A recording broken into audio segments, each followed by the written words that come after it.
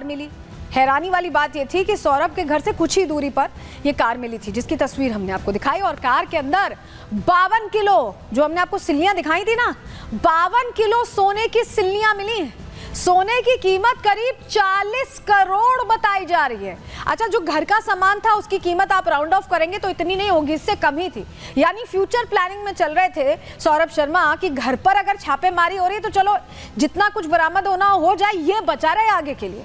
Car में सोने के साथ 10 करोड़ कैश भी मिला है, यानी 50 करोड़ की तैयारी यहां पर थी। इनकम टैक्स विभाग ने सोना और कैश अब जब्त कर लिया है। सौरभ के दोस्त चेतन गौर की यह कार बताई जा रही है और इसका कनेक्शन भी सौरभ शर्मा से ही जुड़ा हुआ है। बहुत हैरान करने वाली खबर है, क्योंकि जब घर पे छापेमारी चल रही थी तो सौरभ शर्मा ने होशियारी दिखाते हुए गाड़ी के अंदर अपने आगे की तैयारी कर रखी थी, लेकिन अधिकारी उनसे ज्यादा होशियार थे। खुलासा हो गया। हमारे सहयोगी की रिपोर्ट आपको दिखा रहे हैं, सत्यविजय की रिपोर्ट देखिए जरा, और किस तरह से सब कुछ बरामद हुआ है वो समझिए। सौरभ शर्मा का घर है। लोकायुक्त की टीम ने यहाँ पर रेड की, जिसमें 234 किलो चांदी, इसके अलावा करीब 2 करोड़ रुपए कैश बरामद हुआ। ब्रांडेड घड़ियां, ब्रांडेड पर्स और सोने चांदी के जेवरात मिले। सौरभ शर्मा के घर पर जो रेड हुई, इसमें यह भी बताया जा रहा है जो 234 किलो चांदी थी वो उसने फर्श के नीचे गाड़ रखी थी, जिससे कि उस तक कोई ना पहुंच पाए। इसके अलावा ये जो आप गाड़ी देख रहे हैं, ये भी इनपुट है कि इस गाड़ी से भी कुछ कैश लोकायुक्त की टीम ने बरामद किया है। फिलहाल सबसे बड़ी बात यह कि सौरभ शर्मा का एक साझेदार है चेतन गौर।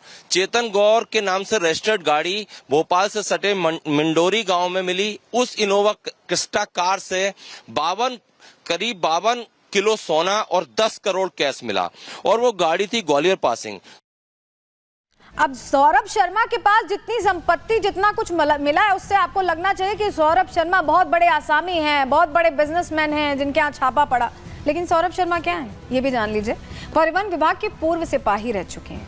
2015 में पिता की मौत के बाद ये नौकरी उनको मिली थी, और अनुकंपा पर मिली नौकरी उन्होंने 7 साल की, सिर्फ 7 साल। सौरभ शर्मा ने 7 साल बाद VRS ले लिया, यानी वॉलंटरी रिटायरमेंट ले लिया। अब प्रॉपर्टी डीलिंग का व्यापार करता है सौरभ ने होटल और स्कूल में भी निवेश कर रखा है। तो ये सौरभ की जानकारी हो गई। लेकिन अब सौरभ की जानकारी मिलने के बाद एक चीज तो आपको क्लियर हो गई होगी कि सौरभ इतने बड़े कोई, मतलब बहुत बड़े कोई बिजनेसमैन, कोई बहुत बड़े कारोबारी तो है नहीं। तो आखिर ऐसा कैसे हुआ कि सौरभ के पास इतना कुछ रहा, सौरभ के पास इतनी संपत्ति रही? चलिए खुलासा करते हैं, जरा आपको बताते हैं। कई सवाल इसके आसपास घूमते हैं। क्या नौकरी दिलाने के नाम पर सौरभ ने दलाली की? इसके अलावा क्या हवाला कारोबार का कोई कनेक्शन है? क्योंकि इतना पैसा तो यूं ही नहीं हो सकता है। क्या सौरभ ने किसी और के पैसे अपने पास रखे हुए थे? लेकिन प्रैक्टिकली सोचिए, क्या ये संभव है? 40-50 करोड़ इधर, घर में पता नहीं कितने करोड़। क्या ये दौलत किसी राजनेता की भी है? ये भी प्रश्न है अपने आप में। ये दौलत किसी बड़े ऑफिसर की है? क्या उससे कोई कनेक्शन था सौरभ शर्मा का?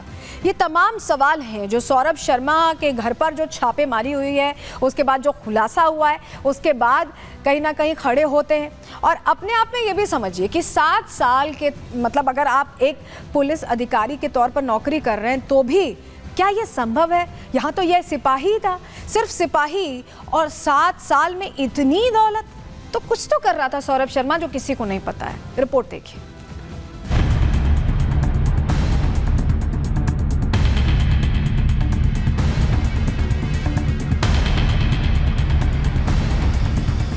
देश में भ्रष्टाचार की जड़ें कितनी मजबूत हैं, ये बताने के लिए तस्वीरें काफी हैं। सोने के बिस्किट, चांदी की ईंटें, हीरे की अंगूठियां और नोटों के सैकड़ों बंडल। आप सोच रहे होंगे कि ये किसी व्यापारी की दौलत है, लेकिन जरा ठहर जाइए, ये किसी व्यापारी की नहीं, बल्कि एक साधारण RTO सिपाही की दौलत है, जिसने सिर्फ 7 साल की नौकरी की और फिर VRS ले लिया।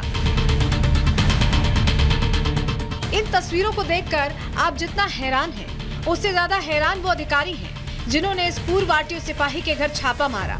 दरअसल लोकायुक्त और इनकम टैक्स विभाग को खबर मिली कि RTO के पूर्व सिपाही सौरभ शर्मा की संपत्ति आय से अधिक है। इस बात की पुष्टि के लिए लोकायुक्त और IT की टीम ने सौरभ शर्मा के घर छापा मारा। सौरभ शर्मा तो फरार था। उसके घर पर मौजूद लोगों से पूछताछ शुरू हुई, लेकिन घर वाले आय के सही स्रोत नहीं बता सके। इसके बाद जांच टीम ने तलाशी शुरू की तो पूरा मंजर देखकर हैरान हो गए। सौरभ शर्मा के घर जो कुछ रिकवरी हुई है उससे एक बात तो साफ है कि ये कमाई नियमों को ताक पर रखकर की गई है। लेकिन कैसे, इस बात की जांच चल रही है।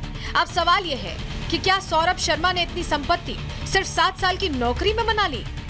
क्या सौरभ शर्मा किसी बड़े नेटवर्क का हिस्सा है? ऐसे कई सवाल हैं जो लोगों के मन में उठ रहे हैं, लेकिन इसका जवाब अब जांच अधिकारी ही दे सकते हैं। Bureau report, Republic Bharat.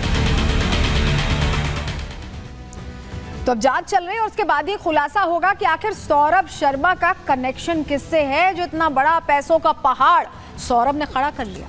इस पर आगे हम बात करेंगे जब जानकारियां मिलेंगी। लेकिन चलिए अब अगले सेगमेंट की ओर आगे बढ़ते हैं और बात आपकी जेब से जुड़ी, क्योंकि बहुत सारी खबरें साइबर ठगी की सामने आ रही हैं। कैसे बचना है, कैसे समझना है कि साइबर ठगी हो रही है, सब बताने जा रहे हैं आपको।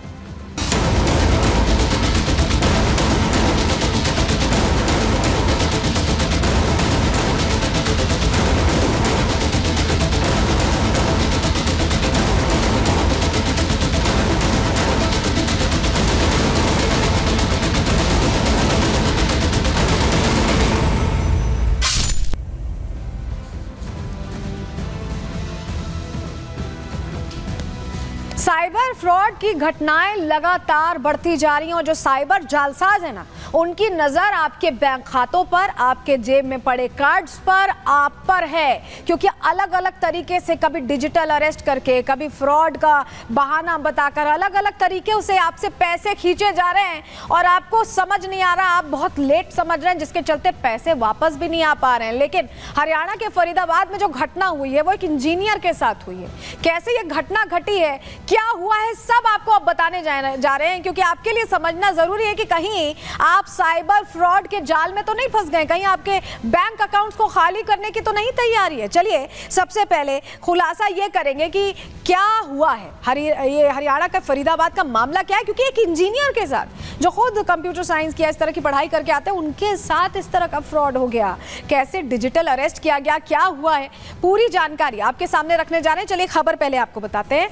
खबर दरअसल फरीदाबाद से जुड़ी है, जहां साइबर ठगी की साजिश का पर्दाफाश हो गया।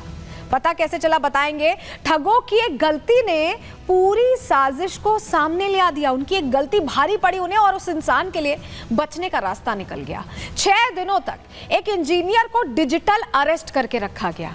डिजिटल अरेस्ट के दौरान माइक को म्यूट करना ये ठग भूल गए और ऐसे में जो उनकी आपसी बातचीत थी ना, वो बाहर आ गई। ठगों की आपस की बातचीत को सुनकर ही इंजीनियर को शक हुआ और बातचीत सुनकर ठगों की पूरी साजिश समझ गया इंजीनियर। खुलासा हो गया और ऐसे में उसके पैसे बच गए। इंजीनियर ने तुरंत कॉल काटकर पुलिस के सामने शिकायत दर्ज करवाई, उसे पूरा मामला बताया और अब एक्शन की उम्मीद की जा रही है।